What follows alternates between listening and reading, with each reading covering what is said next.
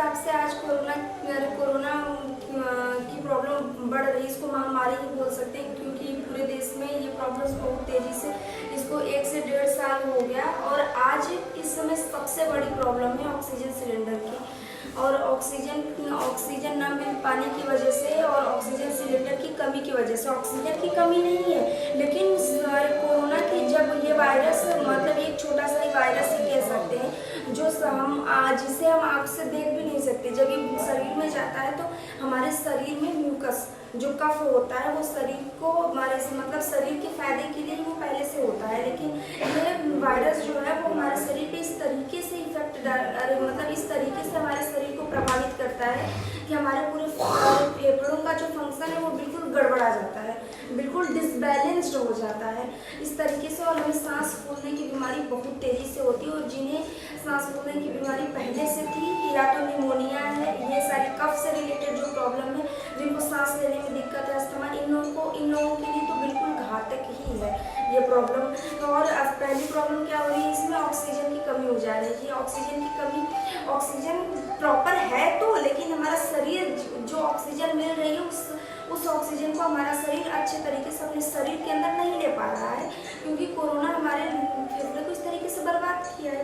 तो इसमें सबसे अच्छा रोल प्ले करता है भाप, क्योंकि जब हम भाप लेते हैं तो वो डायरेक्ट नाक से जाती है और एयर गर्म होती है, और उसमें जो एसेंस होता है, चाहे वो नीम का हो, अदरक का हो, तुलसी के पत्ते का हो, जो एसेंस होता है, जो फायदे होते हैं उसके, वो डायरेक्ट हमारे नाक से जाते हैं और वो डायरेक्ट उसके ऊपर इफेक्ट करते हैं।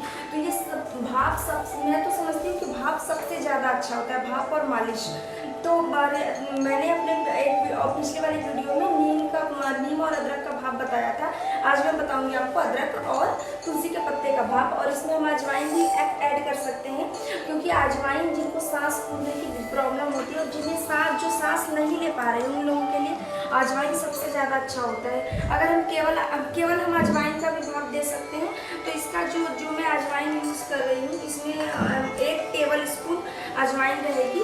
और अगर केवल अजवाइन का भाप देना है आपको तो 2 टेबल स्पून रहेगा, या तो उसको अदरक और तुलसी के पत्ते में मिलाकर जब हम देंगे तो हमारे 1 टेबल स्पून यूज़ करेंगे। इसमें हम इस अदरक और तुलसी के पत्ते वाले भाप में हम पानी पहले से गर्म कर लेंगे, क्योंकि जब पहला उबाल आने लगेगा उसके बाद हम हमारे सामान डालेंगे, क्योंकि ये मसाले इतने हल्के होते हैं ना कि इन सब से अगर हम इन्हें ज़्यादा उबाल देते हैं तो इनका जो एसेंस होता है वो ख़त्म हो जाता है, इतने सौम्य मसाले होते हैं ये।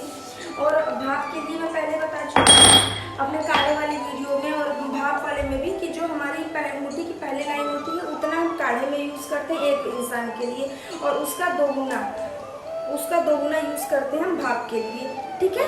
तो इस तरीके से तो हम इतना भाप यूज़ करेंगे। और हमें ऐसा कोई पतीला लेना है जिसका मुंह चौड़ा हो, उसका डायरेक्ट भाप हमारे फेस पर और चेस्ट के ऊपर आए इस तरीके से। और जब पहला उबाल आने लगेगा इसको कम कर देंगे, और तुलसी की कम से कम 25 से 30 पत्तियाँ आपको लेनी है, और 1 टेबल स्पून अजवाइन लेना है। पहला मतलब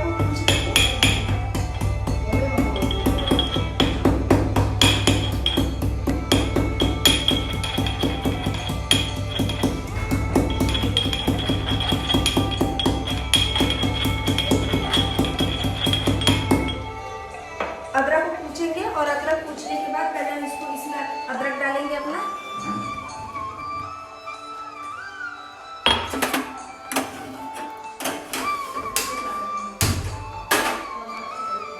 अदरक डालेंगे।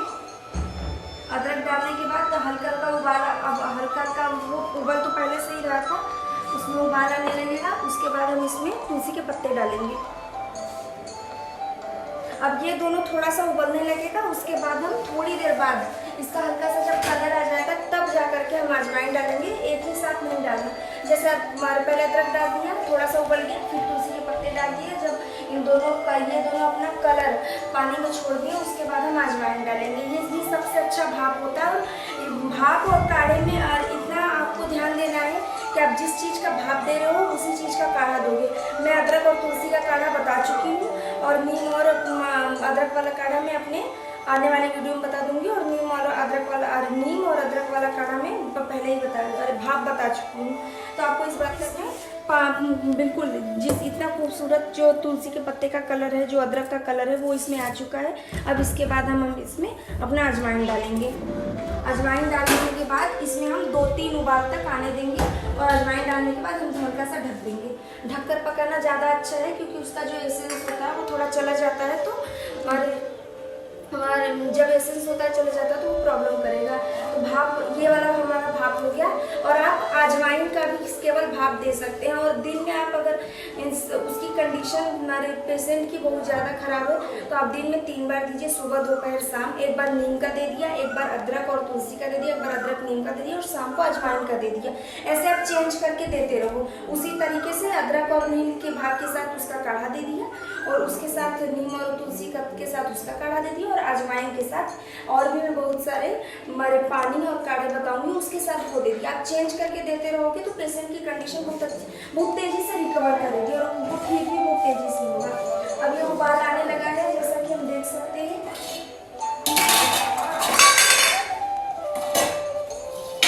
उबालिए बहुत अच्छे, बहुत खूबसूरत तरीके से आ रहा है इसमें।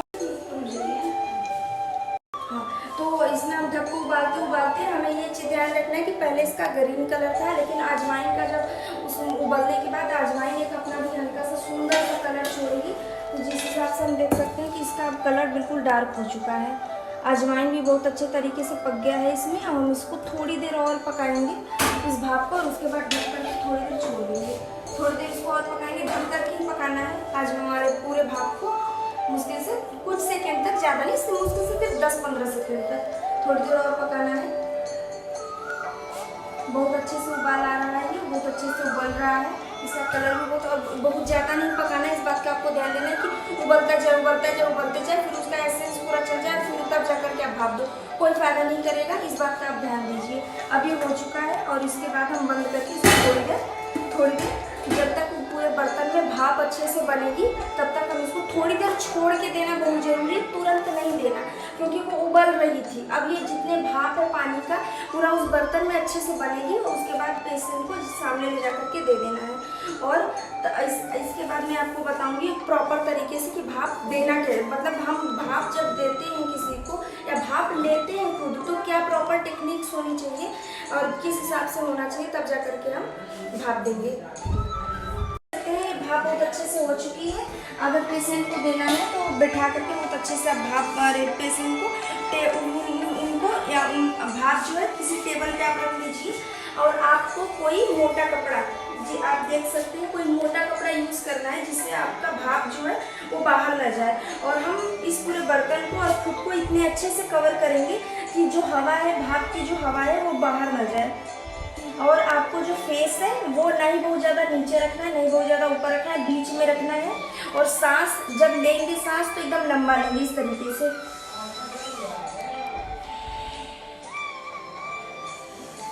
जब सांस लेंगे तो एकदम लंबा और गहरा सांस लेंगे और सांस छोड़ेंगे तो धीरे धीरे छोड़ेंगे। तो इस तरीके से सांस लेने का जो पैटर्न है आप ध्यान दीजिए। और खड़े लेकर के भी दे सकते हैं और पूरा अपने पूरे शरीर को अच्छे तरीके से ढक के लेना है। और आप इतना भी ध्यान रखिए कि भाप तब तक देना है और तब तक लेना है जब तक इसका पूरा पानी तो गर्म रहेगा लेकिन इसमें एक भी भाप उठनी नहीं चाहिए, एक भी हवा नहीं उठनी चाहिए इसमें से, तब तक आपको भाप देना है। ये तभी तक काम करेगा। और इसके जो भाप से जो पसीना होगा उसको पंखे में नहीं सुखाना, बिल्कुल नॉर्मल जो हवा है, जो हवा आ रही है जा रही है वो तब तक उसी में बैठे रहिए, वो ऐसे ही सूखेगी।